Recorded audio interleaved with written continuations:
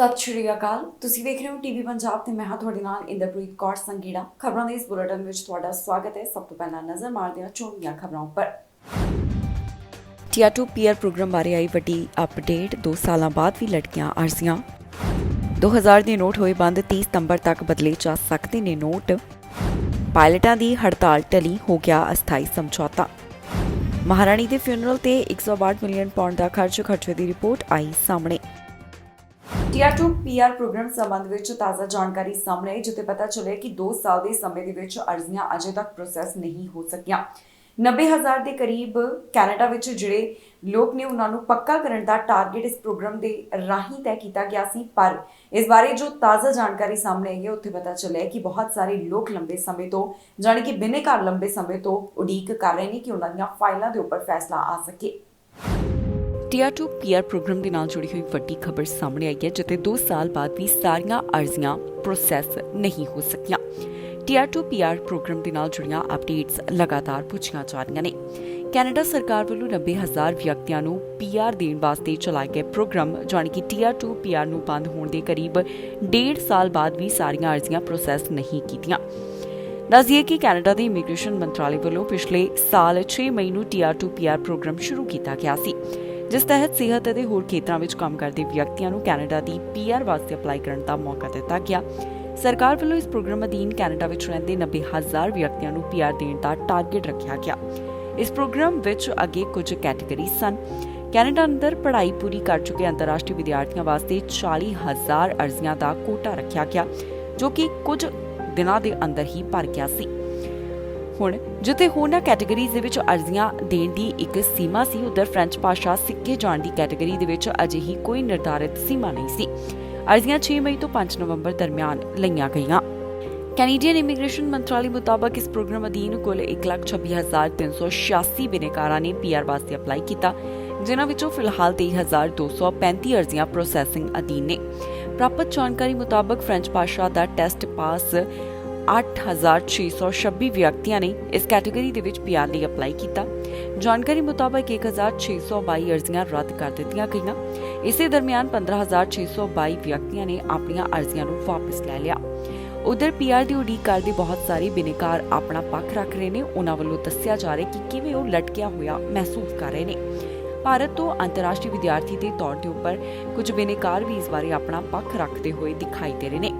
ਇਨ੍ਹਾਂ ਵਿਦਿਆਰਥੀਆਂ ਦਾ ਕਹਿਣਾ ਹੈ ਕਿ ਪੀਆਰ ਦੀ ਪ੍ਰਕਿਰਿਆ ਜਲਦੀ ਪੂਰੀ ਨਾ ਹੋਣ ਕਰਕੇ ਉਹ ਹੋਰ ਬਿਹਤਰ ਮੌਕੇ ਮਿਲਣ ਅਤੇ ਅਪਲਾਈ ਨਹੀਂ ਕਰ ਪਾ ਰਹੇ, ਕਿਉਂਕਿ ਪੀਆਰ ਤੱਕ ਉਹ ਆਪਣਾ ਮੌਜੂਦਾ ਕੰਮ ਛੱਡ ਨਹੀਂ ਸਕਦੇ।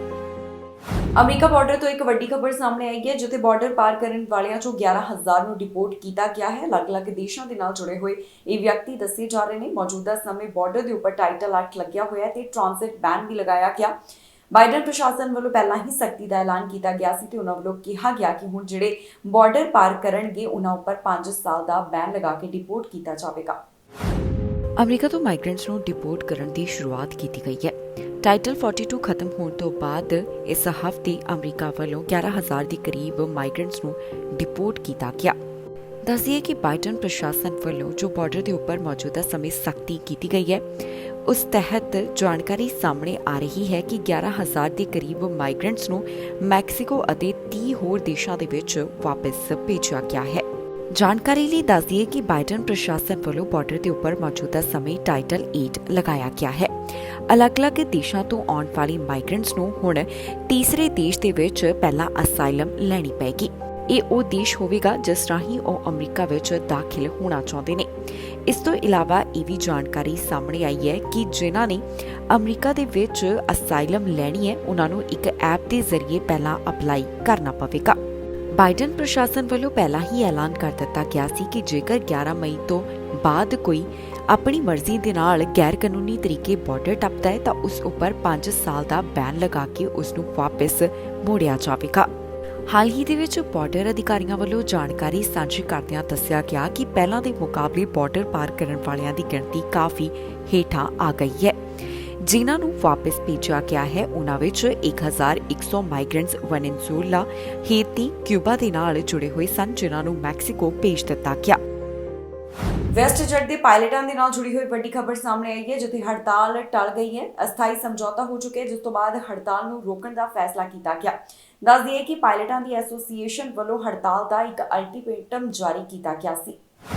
ਕੈਨੇਡਾ ਤੋਂ ਪਾਇਲਟਾਂ ਦੀ ਹੜਤਾਲ ਦੇ ਬਾਰੇ ਤਾਜ਼ਾ ਜਾਣਕਾਰੀ ਸਾਹਮਣੇ ਆਈ ਹੈ, ਜਿੱਥੇ ਪਤਾ ਚੱਲਿਆ ਹੈ ਕਿ ਵੈਸਟਜੈਟ ਅਤੇ ਪਾਇਲਟਾਂ ਦੀ ਯੂਨੀਅਨ ਦਰਮਿਆਨ ਸਮਝੌਤਾ ਹੋ ਚੁੱਕਿਆ ਹੈ ਤੇ ਹੜਤਾਲ ਟਲ ਗਈ। ਜੀ ਹਾਂ, ਵੈਸਟਜੈਟ ਅਤੇ ਇਸ ਦੇ ਪਾਇਲਟਾਂ ਦੀ ਨੁਮਾਇੰਦਗੀ ਕਰ ਰਹੀ ਯੂਨੀਅਨ ਦਰਮਿਆਨ ਸਮਝੌਤਾ ਹੋ ਗਿਆ ਤੇ ਹੜਤਾਲ ਟਲ ਗਈ ਹੈ। ਯੂਨੀਅਨ ਵੱਲੋਂ ਹੜਤਾਲ ਵਾਸਤੇ ਅਲਟੀਮੇਟਮ ਦਿੱਤਾ ਗਿਆ ਸੀ, ਜਿਸ ਕਰਕੇ ਵੈਸਟਜੈਟ ਨੇ ਆਪਣੀਆਂ 1/3 ਫਲਾਈਟਾਂ ਰੱਦ ਕਰ ਦਿੱਤੀਆਂ। ਏਅਰਲਾਈਨ ਪਾਇਲਟ ਐਸੋਸੀਏਸ਼ਨ ਵੈਸਟਜੈਟ ਅਤੇ ਸਵੂਪ ਦੇ ਪਾਇਲਟਾਂ ਦੀ ਨੁਮਾਇੰਦਗੀ ਕਰਦੀ ਹੈ। ਸੋਮਵਾਰ ਨੂੰ ਯੂਨੀਅਨ ਨੇ 72 ਘੰਟੇ ਵਿੱਚ ਹੜਤਾਲ ਦਾ ਨੋਟਿਸ ਦਿੱਤਾ ਸੀ ਤੇ ਸ਼ੁੱਕਰਵਾਰ ਸਵੇਰੇ 2 ਵਜੇ ਤੋਂ ਹੜਤਾਲ ਸ਼ੁਰੂ ਹੋਣੀ ਸੀ। ਯੂਨੀਅਨ ਨਾਲ ਜੁੜੇ ਵੈਸਟਜੈਟ ਦੇ ਕਰੀਬ 1850 ਪਾਇਲਟ ਹੜਤਾਲ ਦੀ ਤਿਆਰੀ ਵਿੱਚ ਸਨ।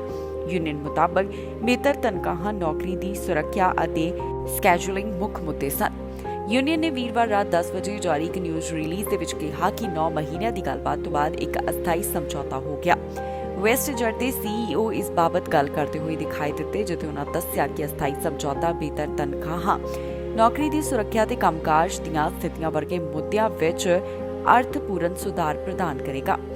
ਟਰੈਕਿੰਗ ਵੈਸਟਜੈਟ ਫਲਾਈਟ ਅਵੇਅਰ ਮੁਤਾਬਕ ਸ਼ੁੱਕਰਵਾਰ ਸਵੇਰ ਤੱਕ ਵੈਸਟਜੈਟ 109 ਫਲਾਈਟਸ ਰੱਦ ਕਰ ਚੁੱਕੀ ਸੀ। ਜ਼ਿਆਦਾਤਰ ਪ੍ਰਭਾਵਿਤ ਫਲਾਈਟਾਂ ਟੋਰਾਂਟੋ ਤੇ ਕੈਲਗਰੀ ਤੋਂ ਬਾਹਰ ਸਨ। ਏਅਰਲਾਈਨ ਦਾ ਕਹਿਣਾ ਹੈ ਕਿ ਉਹ ਹੁਣ ਜਿੰਨੀ ਜਲਦੀ ਅਤੇ ਕੁਸ਼ਲਤਾ ਨਾਲ ਹੋ ਸਕੇ ਆਪਣਾ ਕੰਮਕਾਜ ਬਹਾਲ ਕਰਨਗੀਆਂ। ਹਾਲਾਂਕਿ ਇਸ ਦੇ ਪੂਰੀ ਤਰ੍ਹਾਂ ਮੁੜ ਸ਼ੁਰੂ ਹੋਣ ਦਾ ਸਮਾਂ ਲੱਗੇਗਾ। ਯਾਤਰੀਆਂ ਨੂੰ ਸਲਾਹ ਦਿੱਤੀ ਗਈ ਹੈ ਕਿ ਏਅਰਪੋਰਟ ਜਾਣ ਤੋਂ ਪਹਿਲਾਂ ਉਹ ਆਪਣੀਆਂ ਉਡਾਨਾਂ ਦੇ ਬਾਰੇ ਜਾਣਕਾਰੀ ਜ਼ਰੂਰ ਦੇਖ ਲੈਣ। ਫੈਡਰਲ ਲੇਬਰ ਮਿਨਿਸਟਰ ਇਸ ਬਾਰੇ ਗੱਲਬਾਤ ਕਰਦੇ ਹੋਏ ਦਿਖਾਈ ਦਿੱਤੇ, ਜਿੱਥੇ ਉਹਨਾਂ ਨੇ ਸਮਝੌਤੇ ਦੇ ਐਲਾਨ ਤੋਂ ਬਾਅਦ ਟਵੀਟ ਕਰਕੇ ਦੋਵੇਂ ਧਿਰਾਂ ਨੂੰ ਵਧਾਈ ਦਿੱਤੀ ਤੇ ਇਸ ਸਮਝੌਤੇ ਵਿੱਚ ਫੈਡਰਲ ਸਰਕਾਰ ਦੀ ਵਿਚੋਲਗੀ ਦੀ ਵੀ ਉਹਨਾਂ ਵੱਲੋਂ ਤਾਰੀਫ ਕੀਤੀ ਗਈ ਹੈ। ਜ਼ਿਕਰਯੋਗ ਹੈ ਕਿ ਵੈਸਟਜੈਟ ਦੇ ਪਾਇਲਟਾਂ ਵੱਲੋਂ ਕਾਫੀ ਲੰਬੇ ਸਮੇਂ ਤੋਂ ਲਗਾਤਾਰ ਆਪਣੇ ਮੁੱਦਿਆਂ ਦੇ ਬਾਰੇ ਜ਼ਿਕਰ ਕੀਤਾ ਜਾ ਰਿਹਾ ਸੀ ਤੇ ਉਹਨਾਂ ਵੱਲੋਂ ਇਹੀ ਗੱਲ ਕਹੀ ਗਈ ਸੀ ਕਿ ਜੇਕਰ ਸਮਝੌਤਾ ਨਹੀਂ ਹੋਇਆ ਤਾਂ ਉਹ ਹੜਤਾਲ ਦੇ ਉੱਪਰ ਚਲੇ ਜਾਣਗੇ। ਪ੍ਰਧਾਨ ਮੰਤਰੀ ਜਸਟਿਨ ਟਰੂਡੋ ਹੀਰੋਸ਼ੀਮਾ ਦੇ ਵਿੱਚ G7 ਸੰਮੇਲਨ ਅੰਦਰ ਹਿੱਸਾ ਲੈਣ ਲਈ ਗਏ ਹੋਏ ਨੇ। ਉੱਥੇ ਉਹਨਾਂ ਵੱਲੋਂ ਰੂਸ ਖਿਲਾਫ ਪਾਬੰਦੀਆਂ ਦਾ ਐਲਾਨ ਕੀਤਾ ਗਿਆ। ਪ੍ਰਧਾਨ ਮੰਤਰੀ ਜਸਟਿਨ ਟਰੂਡੋ ਵੱਲੋਂ ਇੱਕ ਵਾਰ ਫਿਰ ਤੋਂ ਰੂਸ ਖਿਲਾਫ ਸਖਤੀ ਕੀਤੀ ਗਈ। ਦੱਸਿਆ ਗਿਆ ਕਿ ਹੁਣ ਇਹ ਸਖਤੀ ਕਿਹਨਾਂ ਦੇ ਉੱਪਰ ਲਾਗੂ ਹੋਣ ਵਾਲੀ ਹੈ। ਟਰੂਡੋ ਵੱਲੋਂ ਇੱਕ ਵਾਰ ਫਿਰ ਤੋਂ ਰੂਸ ਖਿਲਾਫ ਕਦਮ ਚੁੱਕਿਆ ਗਿਆ, ਜਿੱਥੇ G7 ਬੈਠਕ ਦੌਰਾਨ ਟਰੂਡੋ ਨੇ ਰੂਸ ਤੇ ਕਈ ਨਵੀਆਂ ਪਾਬੰਦੀਆਂ ਲਗਾਈਆਂ ਹਨ। ਕੈਨੇਡਾ ਵੱਲੋਂ ਰੂਸ ਖਿਲਾਫ ਨਵੀਆਂ ਪਾਬੰਦੀਆਂ ਦਾ ਐਲਾਨ ਕੀਤਾ ਗਿਆ। ਪ੍ਰਧਾਨ ਮੰਤਰੀ ਜਸਟਿਨ ਟਰੂਡੋ G7 ਸਿਖਰ ਵਾਰਤਾ ਵਿੱਚ ਸ਼ਾਮਿਲ ਹੋਣ ਵਾਸਤੇ ਜਾਪਾਨ ਦੇ ਹੀਰੋਸ਼ੀਮਾ ਵਿੱਚ ਪਹੁੰਚੇ। ਇਸ ਅੰਤਰਰਾਸ਼ਟਰੀ ਬੈਠਕ ਦੌਰਾਨ ਹੀ ਟਰੂਡੋ ਨੇ ਨਵੀਆਂ ਪਾਬੰਦੀਆਂ ਦਾ ਐਲਾਨ ਕੀਤਾ। ਮੀਡੀਆ ਦੇ ਨਾਲ ਗੱਲਬਾਤ ਕਰਦਿਆਂ ਪ੍ਰਧਾਨ ਮੰਤਰੀ ਨੇ ਕਿਹਾ ਕਿ 70 ਤੋਂ ਵੱਧ ਨਵੀਆਂ ਪਾਬੰਦੀਆਂ ਉਹਨਾਂ ਲੋਕਾਂ ਤੇ ਕੇਂਦਰਿਤ ਹਨ ਜੋ ਰੂਸ ਦੀ ਗੈਰ ਕਾਨੂੰਨੀ ਫੌਜੀ ਕਾਰਵਾਈ ਦੇ ਸਮਰਥਕ ਹਨ ਅਤੇ ਮਨੁੱਖੀ ਅਧਿਕਾਰਾਂ ਦਾ ਉਲੰਘਣ ਕਰਦੇ ਨੇ। ਟਰੂਡੋ ਨੇ ਕਿਹਾ ਕਿ ਕੈਨੇਡਾ ਯੂਕਰੇਨ ਅਤੇ ਅੰਤਰਰਾਸ਼ਟਰੀ ਨਿਯਮਾਂ ਤੇ ਆਧਾਰਿਤ ਵਿਵਸਥਾ ਦਾ ਸਮਰਥਨ ਜਾਰੀ ਰੱਖੇਗਾ। ਇਸ ਬਾਰੇ ਪ੍ਰਧਾਨ ਮੰਤਰੀ ਦਫ਼ਤਰ ਦਾ ਕਹਿਣਾ ਹੈ ਕਿ ਉਕਤ ਪਾਬੰਦੀਆਂ 17 ਵਿਅਕਤੀਆਂ ਅਤੇ ਰੂਸੀ ਕੰਪਨੀਆਂ ਦੇ ਨਾਲ ਜੁੜੇ 18 ਅਦਾਰਿਆਂ ਤੇ ਸ਼ਾਮਿਲ ਨੇ ਜੋ ਰੂਸ ਦੀਆਂ ਫੌਜਾਂ ਨੂੰ ਮਿਲਟਰੀ ਟੈਕਨੀਕ ਪ੍ਰਦਾਨ ਕਰਦੀਆਂ ਹਨ। ਪਾਬੰਦੀਸ਼ੁਦਾ ਵਿਅਕਤੀਆਂ ਦੀ ਸੂਚੀ ਵਿੱਚ ਸ਼੍ਰੇਣੀਬੱਧ ਕੀਤੇ ਲੋਕਾਂ ਦੇ ਪਰਿਵਾਰਕ ਮੈਂਬਰ ਵੀ ਸ਼ਾਮਿਲ ਹਨ। ਇਸ ਤੋਂ ਇਲਾਵਾ ਉਕਤ ਪਾਬੰਦੀਆਂ 30 ਹੋਰ ਵਿਅਕਤੀ ਅਤੇ 8 ਅਦਾਰਿਆਂ ਤੇ ਲਾਗੂ ਕੀਤੀਆਂ ਗਈਆਂ ਜੋ ਰੂਸ ਵਿੱਚ ਮਨੁੱਖੀ ਅਧਿਕਾਰਾਂ ਦਾ ਘਾਣ ਕਰਨ ਲਈ ਸ਼ਾਮਿਲ ਹਨ। ਮਾਰਚ ਵਿੱਚ ਇੰਟਰਨੈਸ਼ਨਲ ਕ੍ਰਿਮੀਨਲ ਕੋਰਟ ਨੇ ਰੂਸ ਦੇ ਰਾਸ਼ਟਰਪਤੀ ਵਲਾਦੀਮੀਰ ਪੁਤਿਨ ਅਤੇ ਰੂਸੀ ਬਾਲ ਅਧਿਕਾਰ ਕਮਿਸ਼ਨ ਮਾਰੀਆ ਉੱਤੇ ਯੂਕਰੇਨ ਤੋਂ ਬੱਚਿਆਂ ਨੂੰ ਅਗਵਾ ਕਰਨ ਦਾ ਦੋਸ਼ ਲਗਾਉਂਦਿਆਂ ਦੋਹਾਂ ਖਿਲਾਫ ਗ੍ਰਿਫਤਾਰੀ ਵਾਰੰਟ ਜਾਰੀ ਕੀਤਾ। G7 ਬੈਠਕ ਦੌਰਾਨ ਹੋਰਨਾਂ ਦੇਸ਼ਾਂ ਦੁਆਰਾ ਵੀ ਰੂਸ ਖਿਲਾਫ ਪਾਬੰਦੀਆਂ ਐਲਾਨ ਕੀਤੇ ਜਾਣ ਦੀ ਸੰਭਾਵਨਾ ਹੈ ਤੇ ਪ੍ਰਧਾਨ ਮੰਤਰੀ ਵੱਲੋਂ ਇਸ ਬਾਰੇ ਆਪਣਾ ਪੱਖ ਰੱਖ ਦਿੱਤਾ ਗਿਆ। We just had a very productive session here at the G7 on the global economy and the work we need to do to create opportunities and job growth at home while supporting the Global South and continuing to make sure the global economy is strong. We're about to go into a session on Ukraine where the unity and solidarity of the G7 continues to be incredibly clear, standing with Ukraine against Russia's illegal war of invasion. Together we've put close to over 2,500 different sanctions on individuals and entities that are complicit in Vladimir Putin's illegal war. Today Canada is announcing more than 70 new sanctions on entities and individuals complicit in the military actions against Ukraine, but also people who are complicit in the human rights violations that we continue to see on the ground. We will continue to stand in solidarity with Ukraine. We will continue to ensure that this violation of the UN Charter, of the International Rules-Based Order, continues to stand strongly together as a world. Ontario ਦੇ premier ਡਗਫੋਰਡ ਵੱਲੋਂ ਖਾਸ ਜਾਣਕਾਰੀ ਸਾਂਝੀ ਕੀਤੀ ਗਈ ਹੈ। ਕੁਝ ਖਾਸ ਮੁੱਦਿਆਂ ਦਾ ਉਹਨਾਂ ਵੱਲੋਂ ਜ਼ਿਕਰ ਕੀਤਾ ਗਿਆ, ਜਿਸ ਦੇ ਬਾਰੇ ਨਿਊਜ਼ ਕਾਨਫਰੰਸ ਦੇ ਵਿੱਚ ਉਹ ਆਪਣਾ ਪੱਖ ਰੱਖਦੇ ਹੋਏ ਦਿਖਾਈ ਦਿੱਤੇ ਨੇ।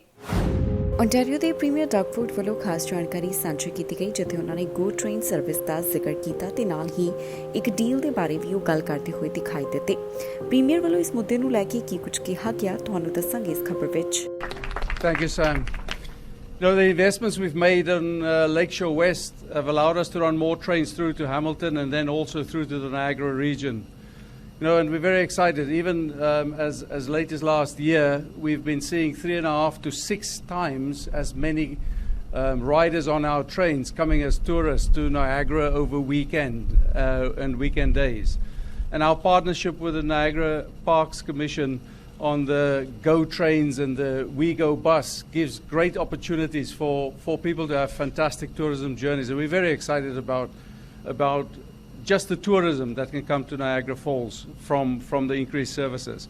But then also, in addition to that, connecting some of the cities along the corridor, such as Grimsby and Beamsville, and our new station that we are building towards Hamilton, all creates opportunities for connecting the region better with the rest of Toronto. So onwards and upwards. Thank you very much, Minister Mulroney. Canada ਵਾਲਿਆਂ ਨੇ ਇੱਕ ਨਵੇਂ ਗ੍ਰਹਿ ਦੀ ਭਾਲ ਕੀਤੀ ਹੈ। ਇਹ ਗ੍ਰਹਿ ਧਰਤੀ ਜਿੰਨਾ ਵੱਡਾ ਦੱਸਿਆ ਜਾ ਰਿਹਾ ਤੇ ਇਹ ਵੀ ਉਹਨਾਂ ਵੱਲੋਂ ਕਿਹਾ ਗਿਆ ਕਿ ਇੱਥੇ ਵੋਲਕੈਨੋਸ ਜਾਣੀ ਕਿ ਜਵਾਲਾਮੁਖੀ ਹੈ। ਇਸ ਤੋਂ ਇਲਾਵਾ ਉਹਨਾਂ ਵੱਲੋਂ ਹੋਰ ਕੀ ਕੁਝ ਦੱਸਿਆ ਗਿਆ, ਤੁਹਾਨੂੰ ਇਸ ਖਬਰ ਵਿੱਚ ਦੱਸਾਂਗੇ। ਕੈਨੇਡਾ ਦੇ ਵਿਗਿਆਨੀਆਂ ਵੱਲੋਂ ਨਵਾਂ ਗ੍ਰਹਿ ਲੱਭਿਆ ਗਿਆ ਹੈ। ਉਹਨਾਂ ਵੱਲੋਂ ਧਰਤੀ ਜਿਹੇ ਦਿਖਣ ਵਾਲੇ ਹੀ ਗ੍ਰਹਿ ਦੀ ਖੋਜ ਕੀਤੀ ਗਈ ਹੈ, ਪਰ ਉਹਨਾਂ ਦਾ ਕਹਿਣਾ ਹੈ ਕਿ ਇਹ ਪੂਰਾ ਗ੍ਰਹਿ ਜਵਾਲਾਮੁਖੀ ਨਾਲ ਭਰਿਆ ਹੋਇਆ ਹੈ।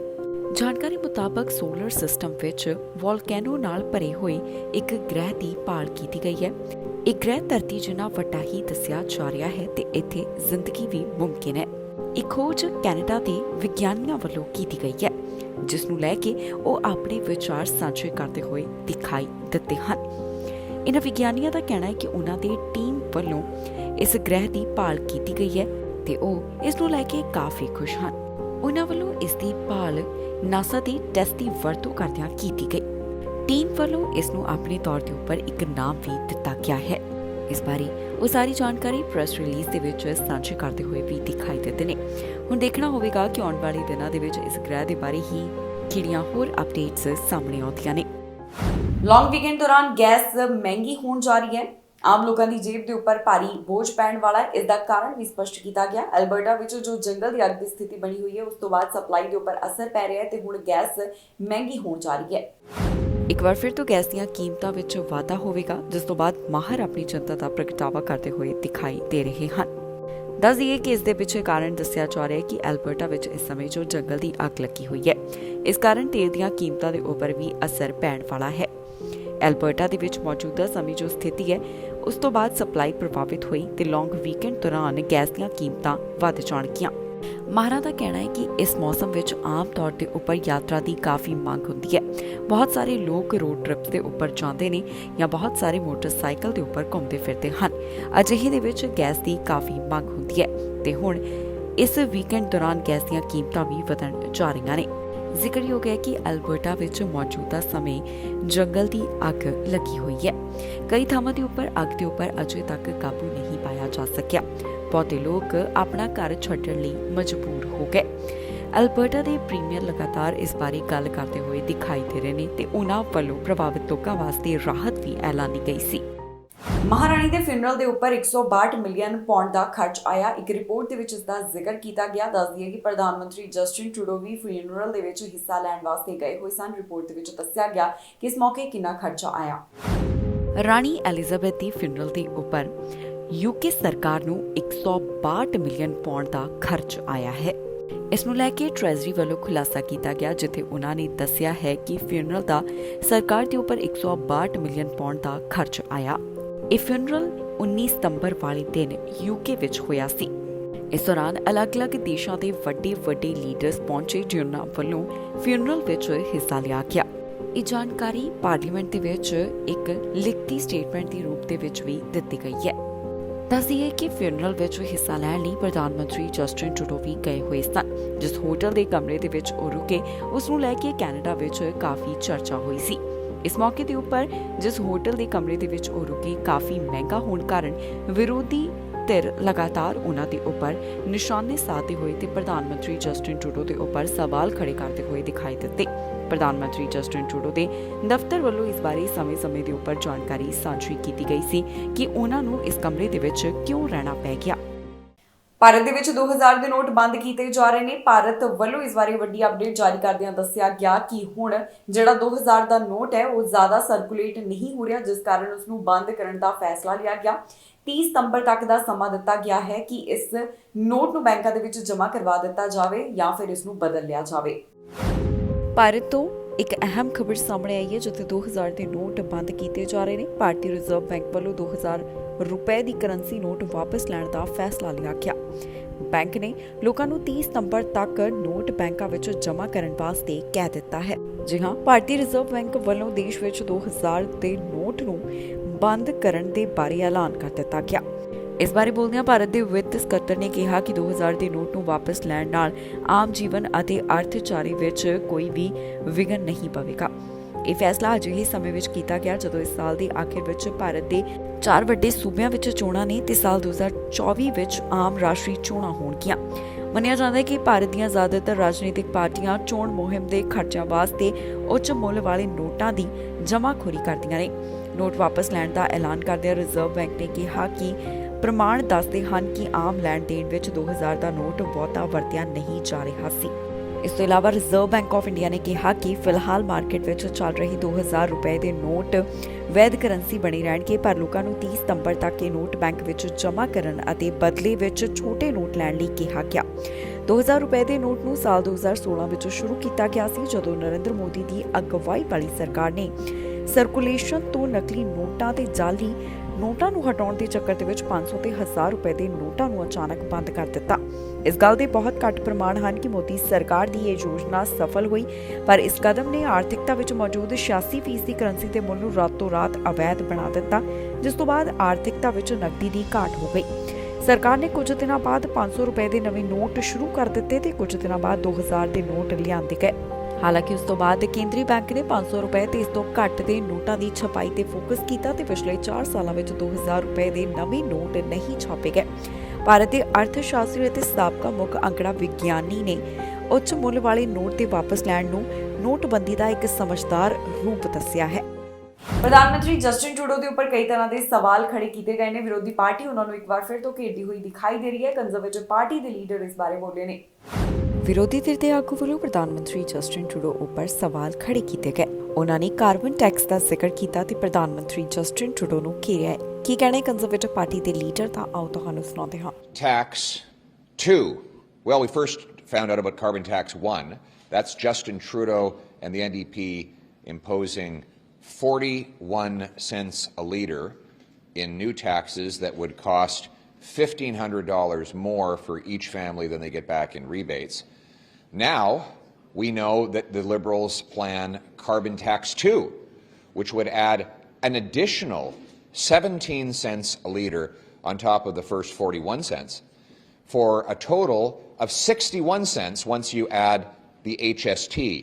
So there'll be carbon tax 1, then carbon tax 2, and then HST on carbon tax 1 and 2, all of which will cost you 61 cents a litre in higher Trudeau taxes every time you gas up to go to work. And on top of that, it will raise home heating and grocery costs for families by roughly a total of $500 additional. So you take Trudeau's tax number 1, Trudeau tax number 2, it's about $2,000 in net new costs above and beyond any rebates that you will get back. This at a time when bankruptcies and insolvencies are on the rise. 1 in 5 Canadians skipping meals because they can't afford the price of food. 1.5 million eating at food banks, some even asking the Mississauga Food Bank with help with medical assistance in dying, not because they're sick, but because they're hungry. This is life after 8 years of Justin Trudeau. And what's his solution? Yet another tax on the backs of hardworking Canadians with the support of the NDP in their costly coalition. I've been asking for these costs for a long time. You can check the record. They refuse to answer them. Trudeau wanted to sneak this tax in. He lied to Canadians about the cost of the first tax, claiming folks would get back more than they paid out. The parliamentary budget officer proved that that's not true. And then he hid the fact that he had a second tax up his sleeve that's going to hammer Canadians even harder. Well, here's the good news. ਇਸ ਦੇ ਨਾਲ ਹੀ ਜਾਂਦੇ ਇੱਕ ਵਾਰ ਫਿਰ ਤੋਂ ਨਜ਼ਰ ਮਾਰਦੇ ਹਾਂ ਹੈਡਲਾਈਨਸ ਤੇ। ਟੀਆਰ 2 ਪੀਆਰ ਪ੍ਰੋਗਰਾਮ ਬਾਰੇ ਆਈ ਵੱਡੀ ਅਪਡੇਟ। 2 ਸਾਲਾਂ ਬਾਅਦ ਵੀ ਲਟਕੀਆਂ ਅਰਜ਼ੀਆਂ। 2000 ਦੇ ਨੋਟ ਹੋਏ ਬੰਦ, 30 ਸਤੰਬਰ ਤੱਕ ਬਦਲੇ ਜਾ ਸਕਦੇ ਨੇ ਨੋਟ। ਪਾਇਲਟਾਂ ਦੀ ਹੜਤਾਲ ਟਲੀ, ਹੋ ਗਿਆ ਅਸਥਾਈ ਸਮਝੌਤਾ। ਮਹਾਰਾਣੀ ਦੇ ਫਿਊਨਰਲ ਤੇ 162 ਮਿਲੀਅਨ ਪਾਉਂਡ ਦਾ ਖਰਚੇ ਦੀ ਰਿਪੋਰਟ ਆਈ ਸਾਹਮਣੇ। ਖਬਰਾਂ ਦੇ ਇਸ ਬੁਲੇਟਿਨ ਦੇ ਵਿੱਚ ਇੰਨਾ ਹੀ। ਫਿਲਹਾਲ ਮੈਨੂੰ ਇੰਦਰਪ੍ਰੀਤ ਕੌਰ ਸੰਗੇੜਾ ਨੂੰ ਦਿਓ ਇਜਾਜ਼ਤ ਤੇ ਤੁਸੀਂ ਵੇਖਦੇ ਰਹੋ TV ਪੰਜਾਬ।